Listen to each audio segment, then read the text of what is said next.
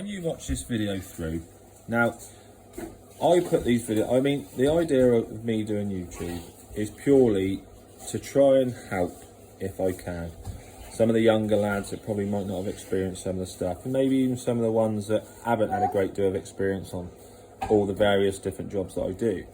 Now, if you were to sit there in your armchair watching a video, you're going to see some of the headers aren't absolutely dead on centre of the brick. But we live in the real world. You're never going to be able to achieve that with the bricks I've got, and you'll see on the videos a few bricks I've demonstrated, they're all different shapes and sizes.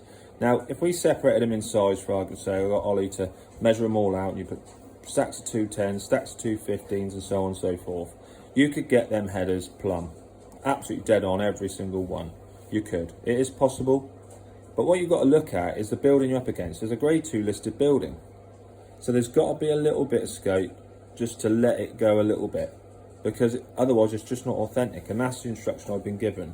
But obviously you'll get the donuts that want to find fault with your work, and you know, you can find fault in anybody's work if you look, and that's what you're looking for. But the idea of me doing YouTube videos is to help some of the younger lads that follow me on the other socials, me Instagram and TikTok and Facebook and you name it. I mean, I've got a lot of lads that message me this, that and the other, willing to answer any questions. But some of these videos, if you just watch them through, you'll see little things that I do, and I pinpoint elements that I've done and why I've done it and so on, and it will help. I mean, obviously the older fellas that have been in it long enough, they'll probably find it boring, but you know, that's what I'm trying to do. But obviously, you know, same as anything, you're going to get hate.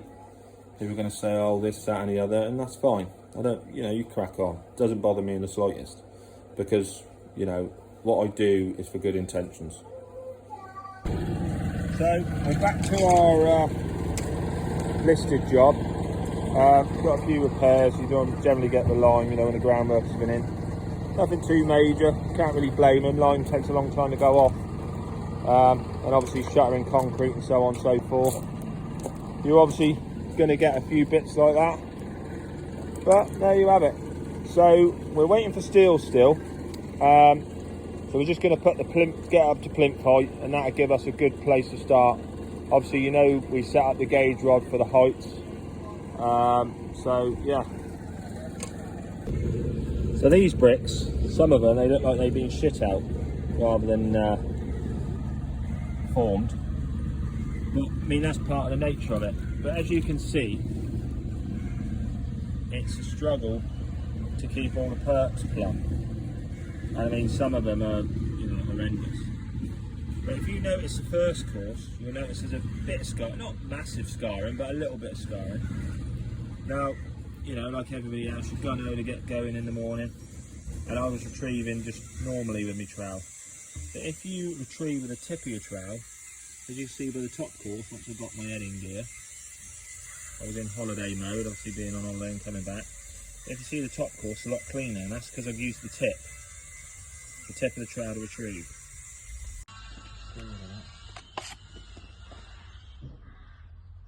So the art with this lime muck, not to get stains, is purely retrieving with the tip of your trowel. Because obviously being a lighter muck, or it works the same like if you're laying an engineering brick with cement or something. If you retrieve with the tip of your trowel, you don't get the stain on.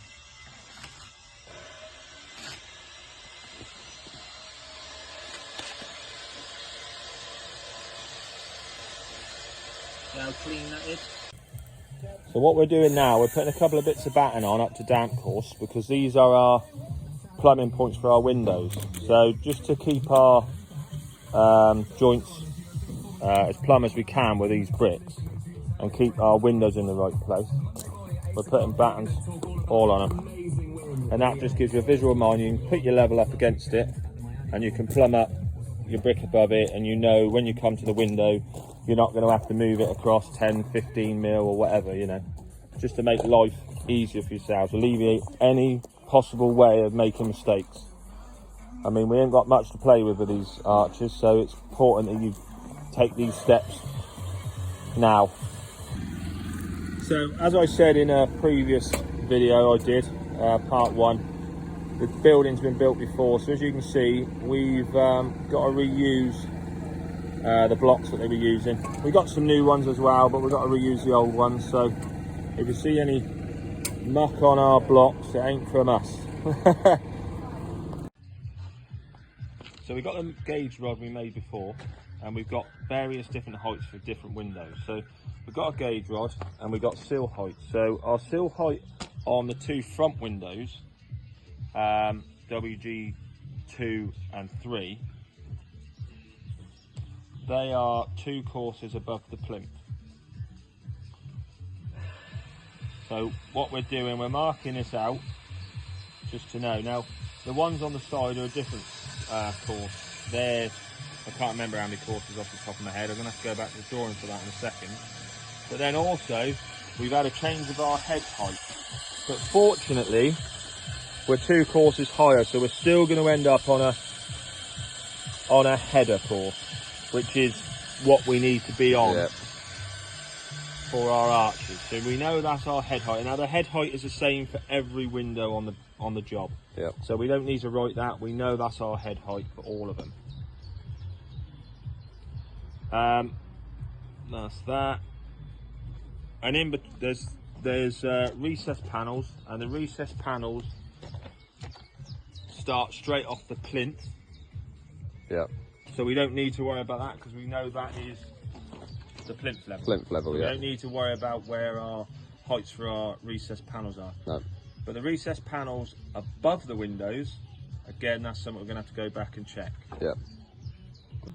So we've gone back to the drawing, which you didn't have with us just a second ago, and we are 8 courses to the window sill height of WG1 and 4, which is this end and that end. Now our inset column is still 2 courses irrelevant to the windowsill heights. But we've also got our where our inset column finishes. Now we're 4 courses down from our band, which you can see up there. That's the band. Our given height. So we're 4 courses, and then our inset column terminates. So that now our whole gauge rod is set up for everything. We are going to put a blue dot on each when we get our sprays. Come with it later. We're going to put a blue dot on each part, so we've got a visual reminder. So you see the blue dot, you look at it and you think, what was that for? And you can see it on there. So everything then, nothing can be forgot. It's all, and this can be referred straight onto a profile. Stand it up, you've got your profile set up. Stand it up, and each element can then be marked on. And again, you'd highlight it with a sticky bit of tape or something, just so that you've got a visual reminder, just so that you can't forget it. You can't just run by it without noticing you wrote it. So that eliminates any errors again. So we're nicknaming this job now Steel Hinge. As you can see, there's 8 steels in an 8 by 4.5 metre building, which is absolutely fucking ludicrous. So this is a bit of a strange detail, because we've got so many steels and everything else, and it was done before. What they've done is they've done a reinforced steel slab, a reinforced slab with steel in. So now what I've got to do is I've got to put damp course on this course, and then 1 course up I've got to put a tray to then obviously get a cavity, because as you can see at the moment it's lead on the actual slab itself. So it's a bit of a head scratch on some of it, because I've got to try and form it around steels and so on, as you can see. Well, there we have it. So you saw the damp course, and now this is the tray, and obviously I'll have to fold that and tuck it up and do whatever I've got to do when the brickwork comes in and the backing block for the plinth. But it's an awkward one, because what I'm going to have to do is I'm going to have to tape it round the steel. So it's almost going to have to be sort of taped around with some gaffer tape or something. No other real way you can form it round that steel. So that's it. As you can see there, look. There's it in. Put that bit of muck off. Naughty. Oh yeah. Here you go, all you kinky fuckers. Bit of block porn for you. And if you're wondering why there's a 3-inch cut in the middle, it's because I put it there because I can't reach round where that chimney is. So it's easier to put a full block in, because I know I can get a full joint in there and put the 3-inch cut in here. But, I mean, a lot of people put 3-inch cuts in the middle anyway. And then obviously below you've got a what the fuck is that called? Plinth. I don't know where Ollie got it from, but he must have watched one of these fucking big YouTubers or something. He's using a hammer to plumb up his reveal. But what you're on about there. Other than that, it looks all right. He's got a couple of big old chips in there Dave Palmer'd love. So we've got to reuse all these blocks, I've said before. And to be fair, Ollie's got on the corner with more of the old blocks than me. So obviously there's a few chunks missing. You know, if we don't use them, they're not going to get used. So ignore the couple of chunky bits that he's put in. But other than that, you can't knock this fella. He's coming on very nicely. Come with me. That looks nice and clean to me, doesn't it? Don't know. It's all right. So all the block work's up now, 8 courses. We probably could have reached 9, but they got to have a bird cage in here, and I don't see the point in stretching when they got to pay for a scaffold anyway. But now we're on the brickwork, thank God. We got the trays in place, as you can see there now.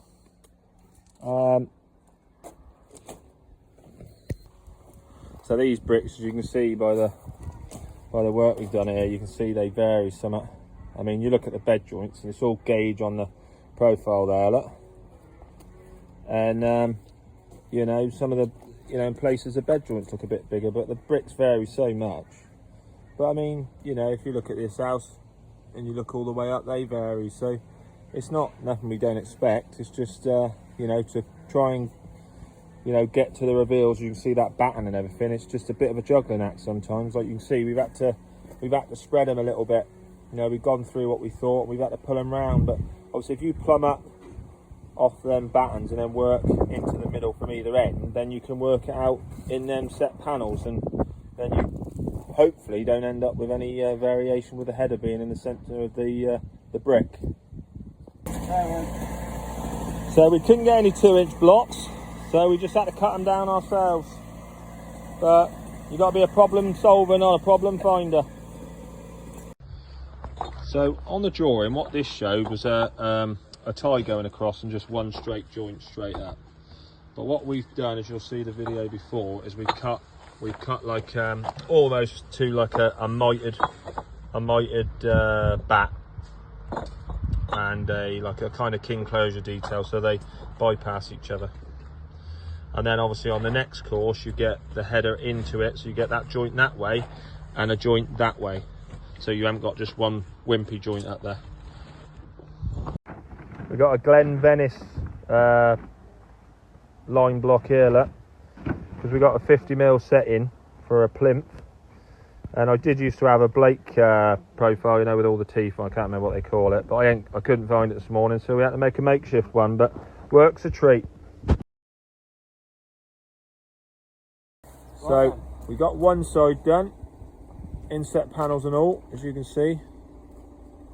Obviously it's got to be a fillet on the bottom, so take no notice of that. But yeah, I mean, it's a amount of work that goes into it. You wouldn't believe, just to get just that 30mm recess with the cuts and the closures and the bonding, it is quite involved, and it's definitely not something you can hurry. I mean, if you hurried this, you'd make 15 mistakes before the end of the day. But I think, as an overall image, I think it looks really good, to be honest.